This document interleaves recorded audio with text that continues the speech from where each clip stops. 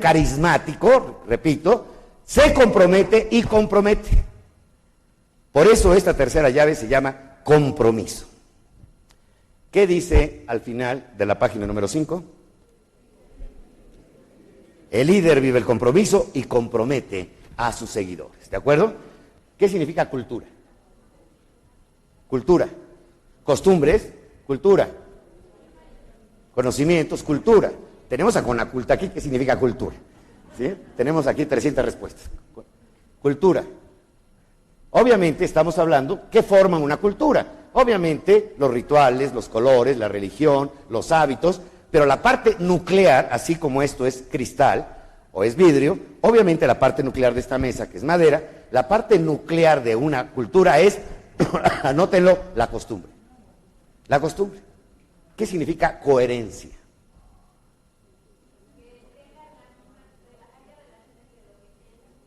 Entre lo que piensas y lo haces. Coherencia.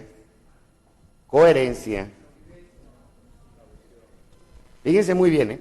Por favor, recuerden que el cerebro es como un paracaídas. Si no lo abrimos, santo madrazo que nos damos, ¿sale? La palabra coherencia la confundimos con la palabra congruencia.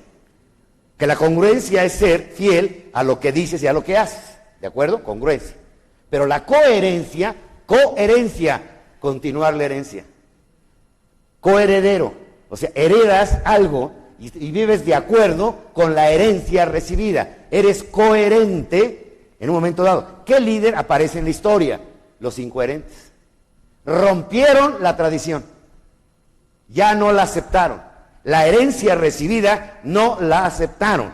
Ejemplo, tenemos al líder, un líder desobediente, Lutero. Segunda decadencia escolástica, siglo XVI. ¿Qué hacía la Iglesia Católica, Apostólica y Romana en el siglo XVI? Vendía bulas.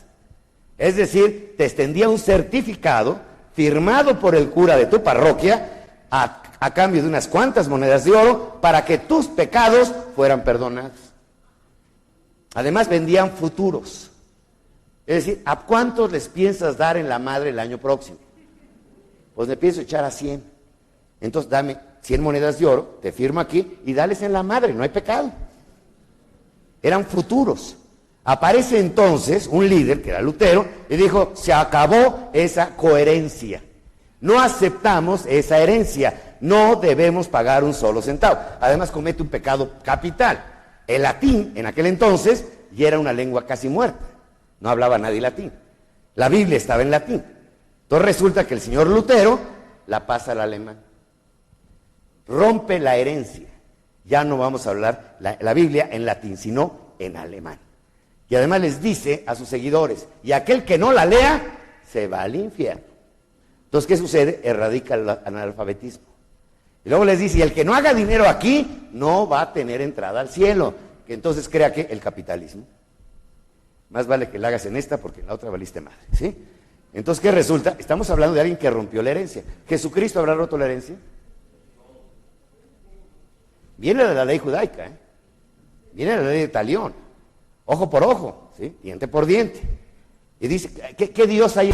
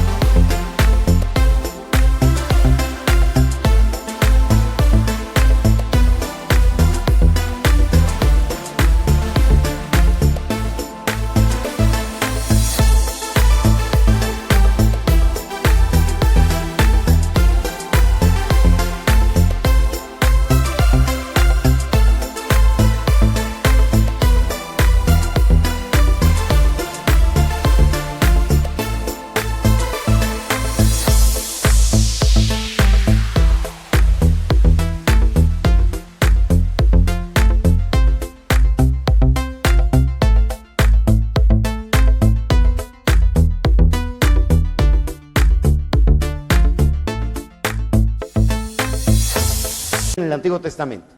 Un Dios violento, un Dios vengativo, un Dios de diluvios, un Dios de muertos, un Dios de venganza, y de pronto aparece un líder que va contra esa herencia. Dice, Dios no es eso, Dios es amor.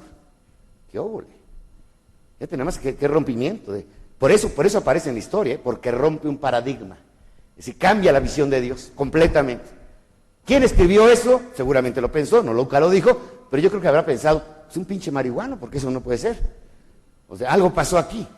Hay un Dios superior que ama, no que mata. Es algo impresionante. Además les quiero decir, nosotros hemos hecho de Dios, pobrecito, víctima de todo. Dígame si no. Martin Luther King, ¿habrá roto paradigmas? Fue fiel a la coherencia cuando, escuchen bien, la Constitución de los Estados Unidos de Norteamérica hasta el año de 1972, o sea, hace 35 años, repito, hace 35 años decía la Constitución norteamericana, Dios hizo las razas, el hombre no tiene derecho a mezclarlas. Fíjate nada más. El negro que se tenía que poner de pie en un autobús para que se sentara el blanco, hace 35 años. Rosa Parks en 1955 rompe el paradigma. El negro no puede entrar hace 35 años a una universidad de blancos. Si el negro se...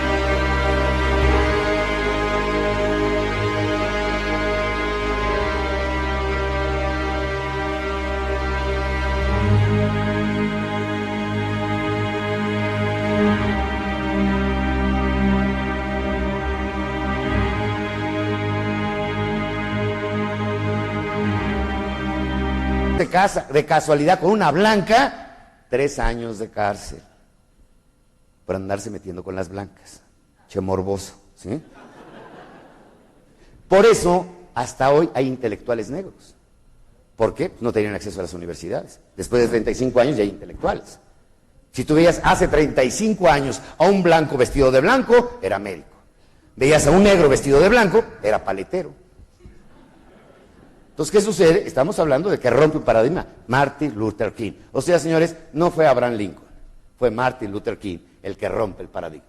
Y el primero que libera a los esclavos en América es el señor Miguel Hidalgo. Es el que hace la primera declaración a nivel de líder de que no debe tratarse de discriminarse a ninguna raza. Impresionante. Juan Pablo II, ¿habrá roto paradigmas? Contra la cultura, ¿eh? Imagínate, el actual Papa dijo que el proceso de evangelización fue para purificarnos. Juan Pablo II pidió perdón por la tragedia de la evangelización. La Segunda Guerra Mundial murieron 55 millones de seres humanos. En la colonización de América, desde el norte hasta el sur, murieron 90 millones de indígenas. Juan Pablo II pide perdón por el proceso. Juan Pablo II pide perdón a los judíos, porque ellos, conocedores del Holocausto, no hicieron absolutamente nada. Y gran parte de los que huyeron, de los nazis que huyeron a Argentina, Bolivia y demás, salieron con pasaporte del Vaticano. Y Juan Pablo II pide perdón. Imagínate qué locura, por todo lo pasado. ¿Está rompiendo paradigmas o no? ¿Va contra la cultura o no? Porque supuestamente ningún papa se equivoca, es infalible. Y él va en contra de lo establecido. ¿Rompe con qué? Con la herencia. Un Juan Pablo II, por favor, imagínatelo, haciendo una conspiración con el señor Ronald Reagan para que caiga finalmente el día 9 de noviembre de 1989 el muro de Berlín. Imagínate un papa haciendo alianzas con un sindicato, Solidaridad en Polonia.